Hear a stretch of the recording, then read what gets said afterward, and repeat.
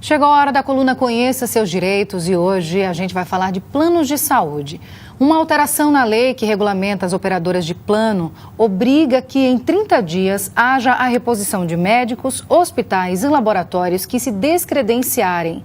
Além disso, exige que haja um contrato escrito entre os planos e os profissionais.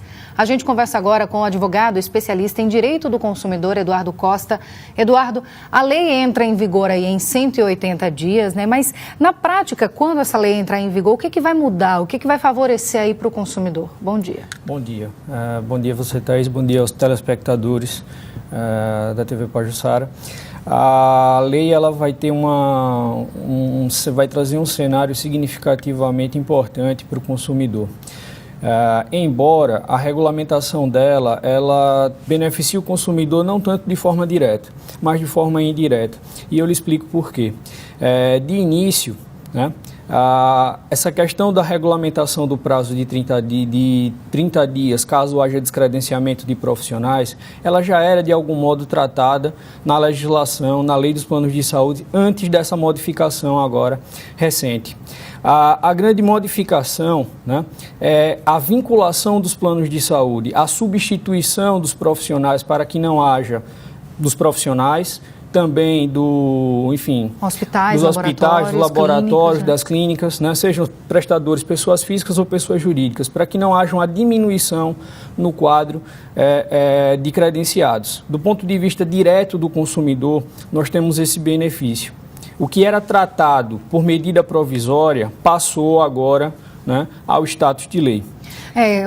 Isso que você comentou agora é muito importante, muita gente comentou com a gente lançou essa discussão nas nossas redes sociais, a gente estendeu nessa discussão e muita gente está comentando isso. A Isa Mendonça falou que a moda agora é mandar as pessoas ligarem no dia 1º de cada mês para marcar a consulta. Se você liga no dia 2, por exemplo, já não tem mais vaga para o médico, né, para aquele especialista. A Lara diz a mesma coisa, ela diz que é muito difícil encontrar algumas especialidades pelo plano de saúde e quando atendem dizem que a marcação pelo plano está suspensa, ou seja, está ficando escassa, né, a questão das especialidades, né, estão ficando escassas, então as pessoas procuram os médicos e não conseguem porque os médicos saem do plano e o plano não repõe.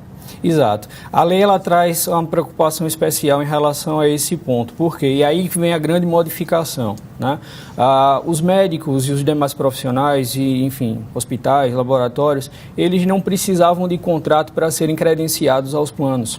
Hoje, há necessidade, quando a lei entrar em vigor daqui em 180 dias, haverá necessidade, né, de que haja contrato escrito estabelecendo qual é a prestação, o prazo de validade dessa prestação, quais as penalidades em caso de descumprimento da prestação e, principalmente, né, que é o grande problema aí que gera o descredenciamento desses profissionais, a questão da revisão dos honorários pagos a esses profissionais, que devem ser anuais. E caso as operadoras não procedam ao reajuste, essa pactuação será livre entre eles. Caso eles não procedam ao reajuste, em até 90 dias, né, do início de determinado ano, a ANS, em resolução que ainda vai ser feita, determinará o valor do reajuste. Então, esse grande problema que a gente tem da depreciação, do preço pago aos profissionais, né, que tem gerado aí a insatisfação e o descredenciamento de muitos deles, passa agora a ter uma regulamentação direta para evitar esse tipo de situação. Até porque não é surpresa para o profissional, a partir do momento que ele se credencia, ele sabe quanto ele vai receber por consulta e ele não é obrigado a se credenciar, né? Ele se credencia se ele quiser, então Correto. Ele não pode onerar aí os seus clientes, os seus pacientes, porque ele recebe pouco, né? Se ele não quer receber pelo plano de saúde, ele não se credencia, na verdade. Agora, com relação a esses médicos que as pessoas ligam, muita gente reclama disso, né? As pessoas ligam para marcar, aí consulta particular tem para amanhã, para o plano de saúde só tem para daqui 40, 60, 90 dias às vezes. O que o consumidor pode fazer? Veja, essa diferenciação ela não pode ocorrer. Tá?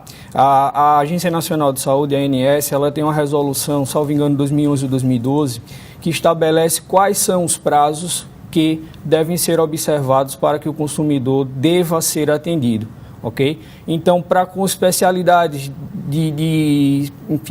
sentido geral, né? Clínica geral, cirurgia geral, obstetrícia, pediatria, ginecologia, o plano tem que ofertar essa consulta no prazo de até 7 dias. Demais especialidades médicas em até 14 dias.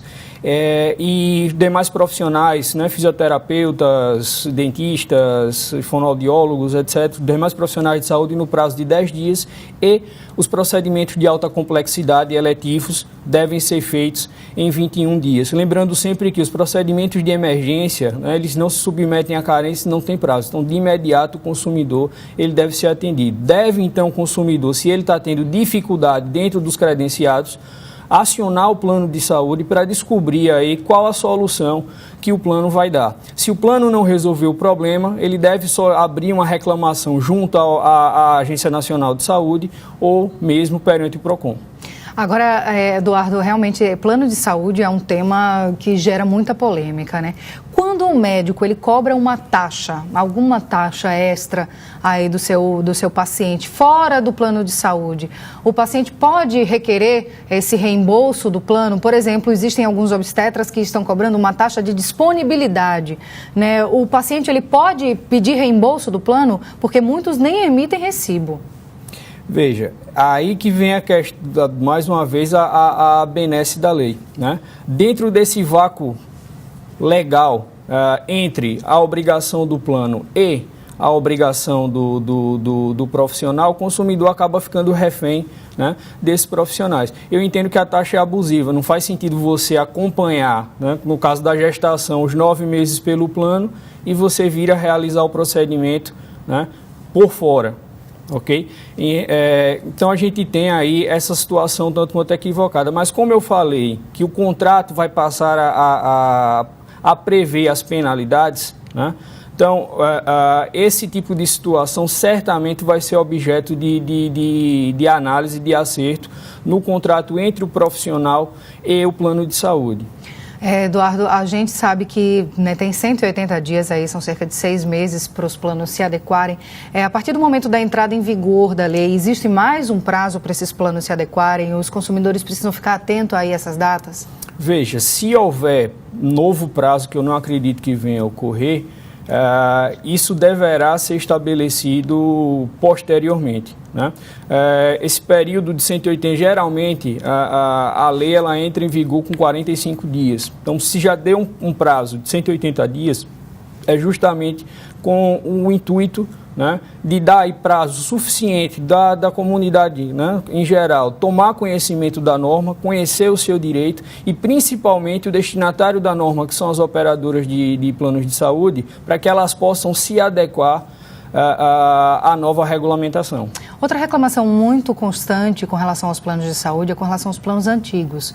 Muita gente reclama que os planos antigos são muito mais caros do que as pessoas que estão entrando agora no plano, aderindo, né, recentemente ao plano. Existe algum preceito legal que possa aí resguardar essa pessoa que está há tanto tempo pagando o plano e acaba pagando mais caro o mesmo plano de uma pessoa que está entrando agora? É possível que as pessoas que tenham contratos anteriores à Lei 9.656 de 2008, né, que tenham seguros de saúde, que elas possam fazer a migração para a legislação atual, ok? Inclusive preconiza a Lei dos Planos de Saúde que o reajuste, a modificação aí nessa migração, ela não pode ser superior a 20,59%. Enfim, menos de 20, não dá 21% fechado, mas a variação máxima deve ser nesse valor. Então, qualquer valor acima disso é um valor abusivo que está sendo cobrado do consumidor e ele deve aí, né, consultar o advogado de sua confiança, consultar o PROCON para resguardar os seus direitos, para, enfim, eventualmente verificar se não está sendo lesado. Pois é, Eduardo, realmente o direito do consumidor deveria ser ensinado nas escolas, né? Porque realmente é muito importante a gente conhecer, a gente estar por dentro, a gente dominar o que a gente pode, o que a gente não pode fazer. É questão, né, de cidadania. É questão de cidadania. É por isso que a gente tem esse quadro aqui no Jornal da Pajuçara amanhã, para estar sempre atualizando, sempre trazendo assim esses temas que são tão importantes, que são tão corriqueiros, afinal de contas todos nós somos consumidores, né? Muito obrigada pela sua presença aqui no nosso jornal. Até a próxima, tenha um ótimo dia. Igualmente, agradeço a oportunidade. Obrigada.